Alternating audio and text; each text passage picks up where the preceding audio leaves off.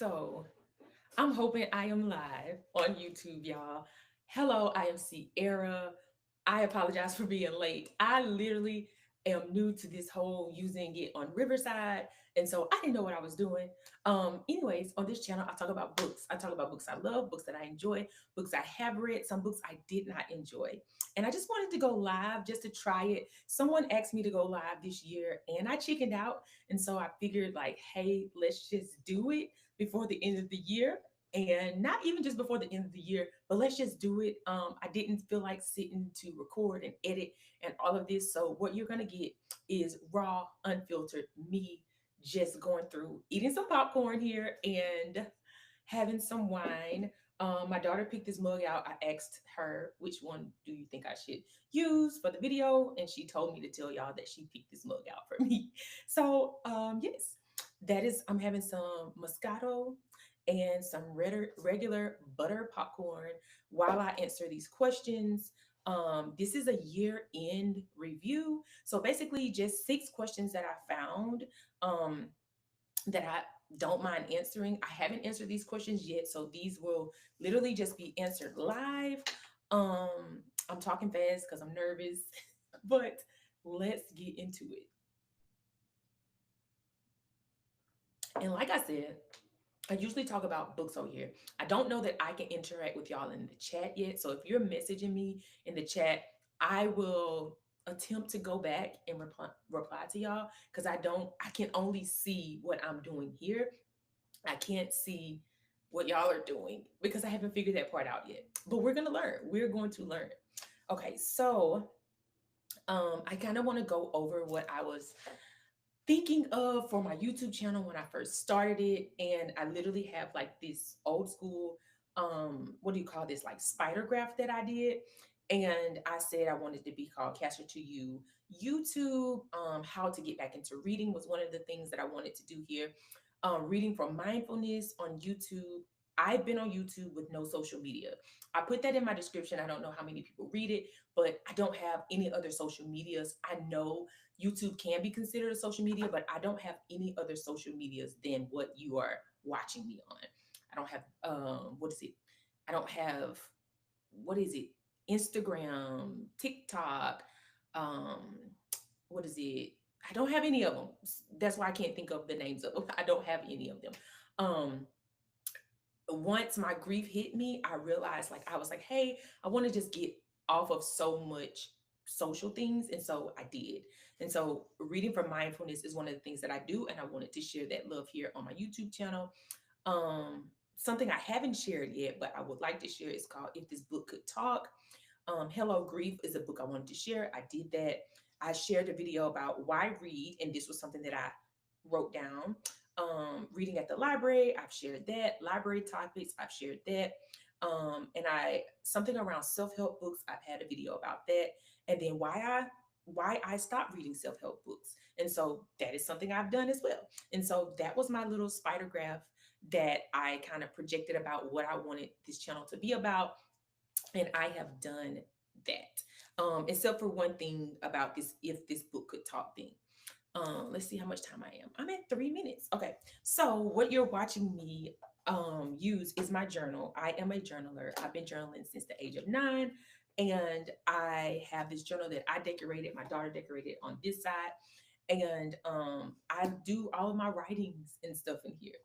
And so let's talk about my music. Okay. So 2024, apparently, Spotify told me that my music style has changed. And I don't know what it's changed from, but I know what it's changed to. I know I can find them. Maybe I'll post it like in my community tab from 2023 to 2024. But they told me that I have like this nerdy instrumentals that I listen to, neo soul, acoustic soul, lo-fi or lofi. I don't know how you pronounce that.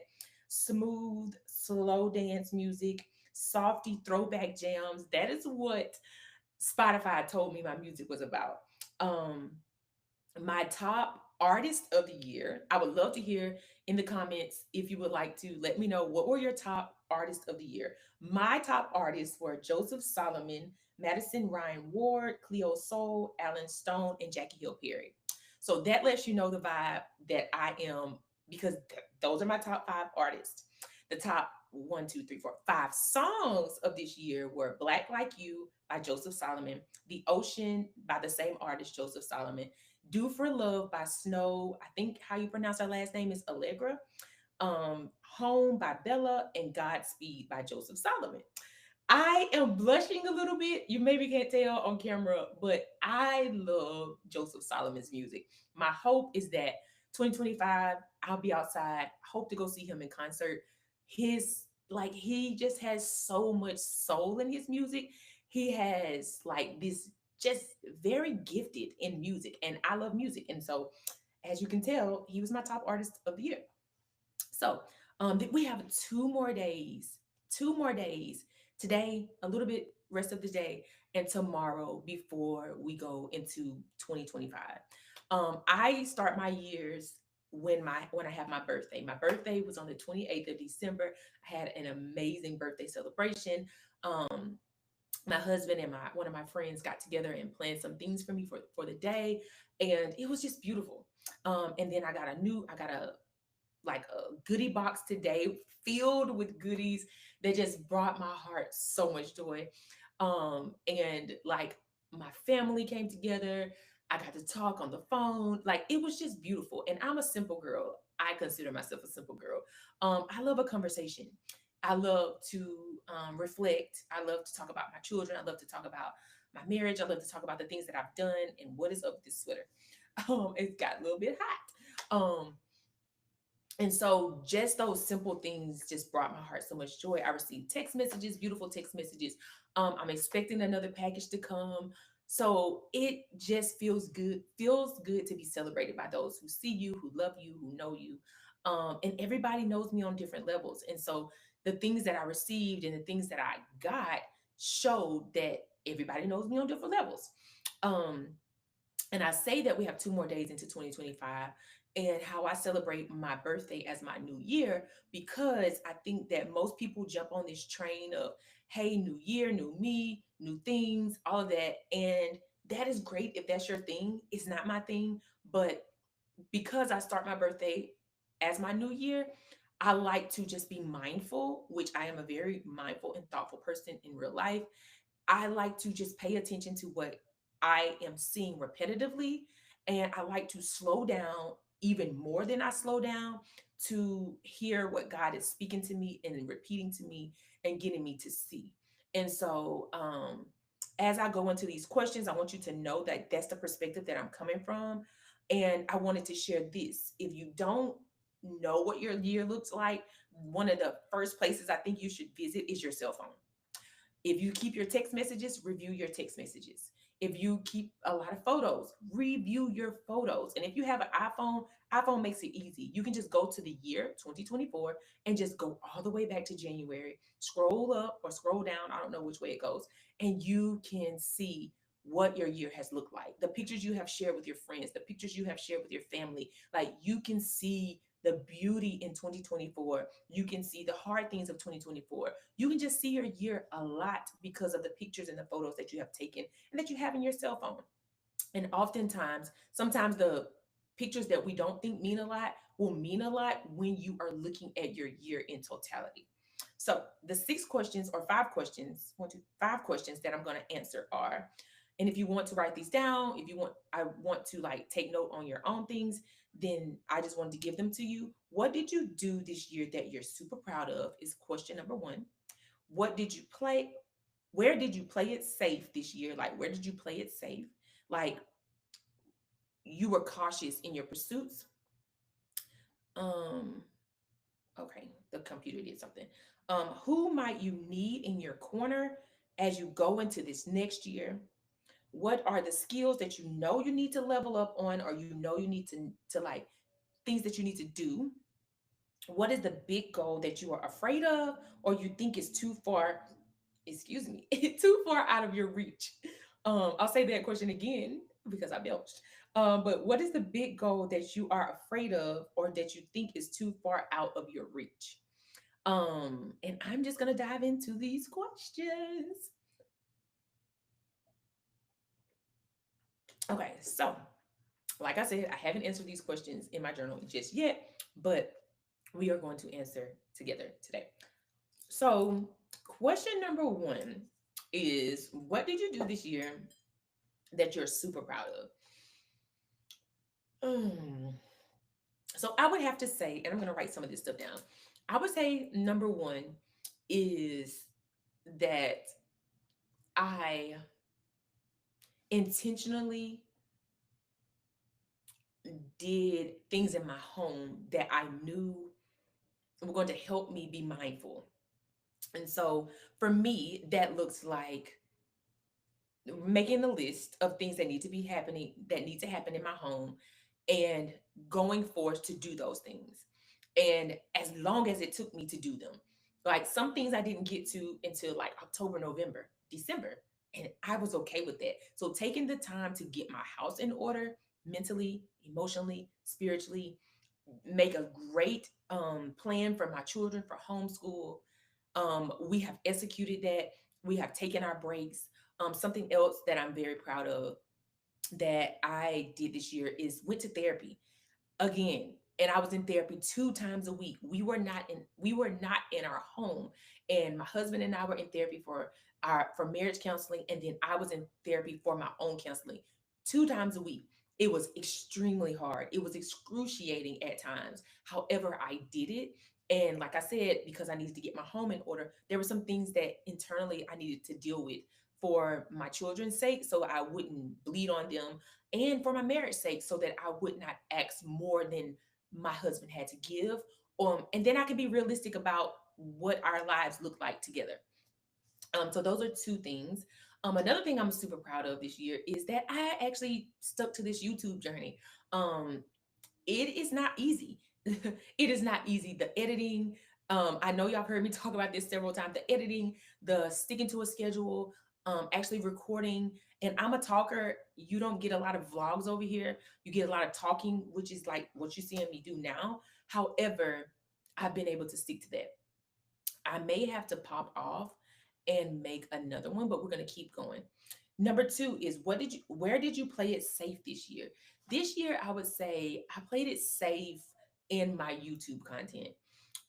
Particularly because there's more things I can share, there's more places I can be vulnerable, and there's more editing that I can do. However, I played it safe because I wasn't sure I was going to stay the course. I was like, I might start this thing and not finish it. And I didn't have a lot of, I will say, I believed in myself about 70%. And so I didn't have full belief in myself that I was going to stick to it, that I was going to want to do it, specifically because I don't have social media. So I was like, who is going to watch my videos? Um, if I'm not somewhere else that I can connect them to. However, we have grown. I started this year with about 29 to 30 subscribers, and I'm at 182 as of today. That is huge. With no social media, that is huge for me. Um, and so that's the area I would say I played it safe. Another area I would say I played it safe is in my physical. I didn't start like walking every day until like maybe third quarter of this year. And I think that I could have done more. I know I could have done more.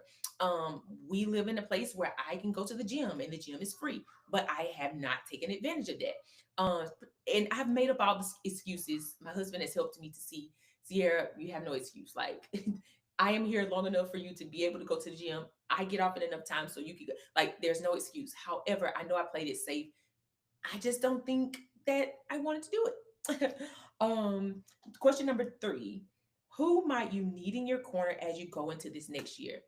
All my people, all of my people, S- all of my people. Yes,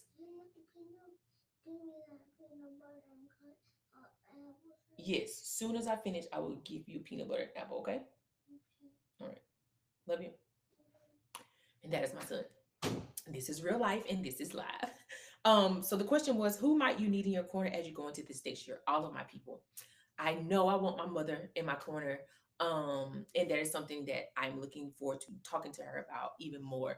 But my mom and my dad as well. My dad as well. Like I need my family first and foremost in my corner. And of course, God is already in my corner. Okay. So um and my friends, and I will need them in different ways because I am a homebody and I want to be outside next year. And I know I'm going to need support and love and talking off the ledge sometimes when I talk myself out of the things I actually want to do. And then also, I'll share something at the end, but I'm also going to want someone to help me to hold me accountable for some things I want to do next year. And yeah, those are the people I want in my corner. And I'll probably say my siblings as well, but that's something I need to dig up and figure out what that looks like.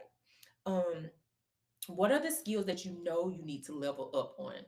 Writing, writing. Writing and time, being mindful with my time. Particularly because I want to say time management, but it's not really time management. It's being mindful with my time, meaning that I have time to do things. Like I get to make up my schedule. I'm a stay-at-home mom. I'm a homemaker, and so I get to make up my schedule. But sometimes, y'all, I just nap longer than I need to nap. I take my time with, like, for my birthday, I literally had a concert in the bathroom. I got ready for 2 hours. 2 hours in the bathroom in concert, probably listening to Joseph Solomon, listening to some Snow, some Bella, all of the things. But I wasn't mindful that here it doesn't take 2 hours to get ready.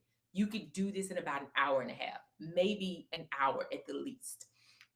In writing, I want to be more concise and clear in my writing, and I want to actually write a book. And I've talked about this several times, but I'm ready.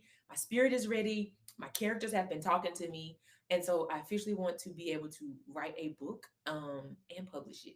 So I don't know if it's going to all happen in 2025, but I know I am at least going to start that process. Um, and the last and final question, and we are still going, is what is the big goal that you are afraid of or you think that is too far out of reach? Like I said, writing um is big for me. I've been writing since the age of 9 in a journal, and I keep talking about it, but every time I feel like I just build up more courage to do it. And I no longer care if I'm a good writer. I want to write a good book. However, I'm not trying to write my first book be the good book. I simply just want to write. And I had this idea that when I do this writing, that it has to make a list or it has to be grand and has to touch as many people. I just need to get it out of me. I just need to take something that I had in my mind, put it on paper, put it, print it out, get it published, and I can call myself a published author. It's something that has been burning inside of me, and I'm ready. Like I feel it in my soul, like in my bones, like ready to do. And so that is the goal that feels a little bit, it doesn't feel as far as it used to feel, but it does feel out of reach, and I am a little bit afraid of it. And something else that I feel that's far out of reach is actually having an engaged community of readers and writers. Readers meaning readers who are other people. I feel like just because I am not as social on the internet as I used to be, and building things on the internet is not like building things in real life. Like having a book club and going to a book club in real life and in person is different than book club online. And I've noticed that. And I know for me that it means that I have some, I guess one of the skills is like effective communication, not effective communication, but clear and concise, which may be effective communication and actually connecting with other people in real life. I do it, but I just am a homebody and I need to get out of my little box that I've created for me and my family. And I think that some of my grief has been in a great space that I'm no longer afraid of losing people. And I wouldn't say not afraid at all, but I have a less fear of losing people and getting closer to people because I mean, it's life. You can lose people to death. You can lose people to just not a great relationship. Like, I just don't want to lose people. And so I had not built more relationships because I didn't want to lose them. So that is something okay, the kids are kidding. Yeah, those are all the 5 questions. Um And that's my year in review. I'm hopeful that this was helpful to you. I'm hopeful that um you can take these questions and answer them, and they can take a turn and spin and help you to think of some things for yourself. um I just wanted to do something off the fly, try something new, get this fear of going live out of my bones, and it feels really good. The only thing I don't like is I cannot interact with y'all. I can't interact with y'all, and I probably can, but I don't know how to do it just yet. So when I figure it out, I will do it. Maybe I'll go live tomorrow. I doubt it because my husband is gonna be with me, and I just want to spend time with him. Is it gonna be the very last day of 2024? And I just want to be cuddled up and reading my book while he's playing his game, and the kids are laughing and giggling, and like you heard, being loud. Um, so yeah. And I guess the last thing I'll share with y'all is my journal that I have. I got this journal. It was sent to me as a Mother's Day gift. My husband ordered this box. Actually, it came with this mug, and it says, I am chosen, not forsaken. Daughter, I love this journal. Love, love, love it. And I've already started writing um in it the day after my birthday. And on the bottom of the pages, it says like, I am purposed, I am forgiven, I am loved. And this is going to be my writing journey journal. I needed a special place to keep my thoughts in, not my ideas per se, but my thoughts about this journey in. And I forgot I had this journal. And so this is going to be a very like sacred thing for me. It won't be big and bulky like the one you just saw. It'll be nice size that I can put in my purse. I have a pretty big purse. But yeah, that is it. That is all. I hope y'all enjoyed this video. Oh yeah, yeah, yeah. About this sweatshirt. So I got this made off of Shein actually. The quote, this is my quote actually, and it is supposed to say, it didn't allow me to do all the characters. It's supposed to say, you are not damaged. First, you were always supposed to be handled with care.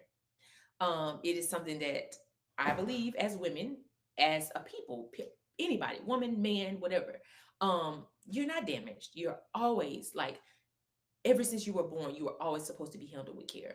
And I love that quote. I love it because it reminds us that we are indeed human, and we are indeed a gift, meaning like packages that's supposed to be handled with care. We're fragile people. Every person is fragile, no matter how strong, no matter how bold, no matter how much this person has accomplished, no matter what anybody has been through. You were always, yes, always supposed to be handled with care. Um, and you're always still today supposed to be handled with care. So anyways, I'll leave on that note. And hopefully this post, I don't know what this is going to look like, but if you have watched me live, thank you so much. um I just wanted to try something, and here we are. So I'm going to finish my wine and my popcorn, and yeah, and go get my kids together for bed. So appreciate this, and I will see y'all in the next one. Bye.